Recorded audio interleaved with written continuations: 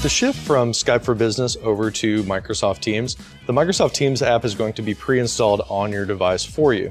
On the Windows side, that will be set to automatically launch when you log into your device each day. On the Mac side, it's just like Skype, it doesn't automatically launch, but you can choose to have it automatically launch as a user set preference. I'm going to show you this morning how to set that on both Windows and the Mac side. Over here on Windows, you get to this setting by clicking on your picture in the upper right corner. Once you do that, you go to the settings for the Microsoft Teams application. And then at the top, the first option here is to auto start the application or not auto start. You'll see that this is automatically checked for me on a Windows installation. If I want more control over which apps start up whenever I log into my computer, I can uncheck that application and it will not auto launch at login. Over on the Mac side, it's a similar story.